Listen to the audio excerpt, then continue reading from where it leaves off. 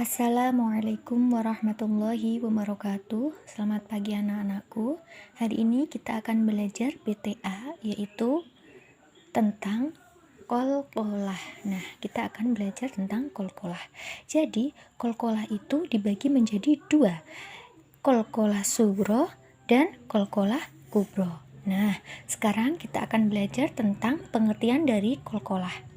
Kolkolah dalam pengertian bahasa artinya adalah letupan, kemudian guncangan, atau pantulan. Nah, biasanya itu adalah pantulan. Nah, sedangkan menurut istilah adalah bunyi pantulan yang terjadi pada salah satu huruf yang 5.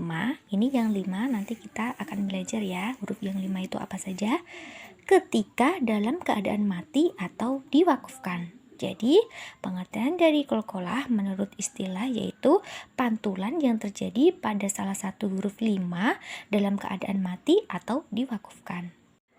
Dengan demikian, bacaan kolkolah terjadi apabila 1. Huruf kolkolah berharokat sukun.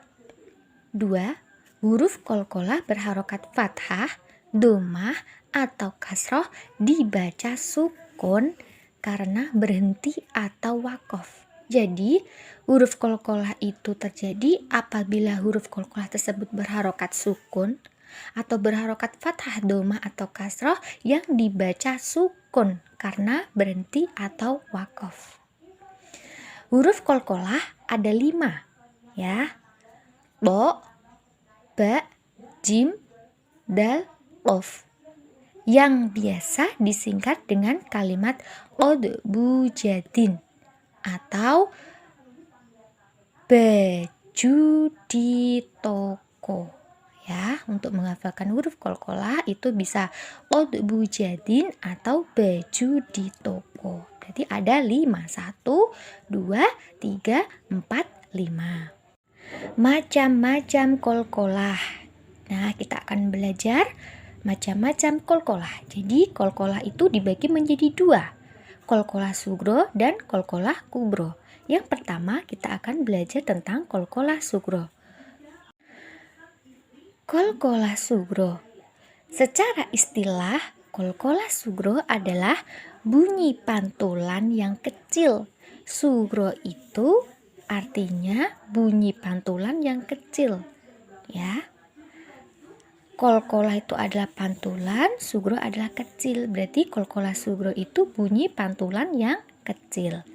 Kolkolah sugro menurut ilmu tajwid adalah bunyi pantulan yang terjadi apabila huruf kolkolah tersebut berharokat sukun asli dan berada di tengah kata. Nah, ini ya yang perlu kita garis bawahi.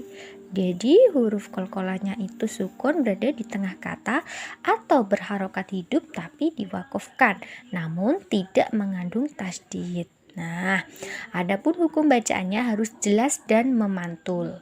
Contoh, nah ini contohnya ya. Yang pertama huruf kolkolah ba, lafal yang mengandung kolkolah. Al-kubra, Ibrahim. Nah, ini ya. Ini kolkolah sugro karena dia berada di tengah kata. Ini juga kolkolah sugro. Ba sukun. Sekarang huruf jim.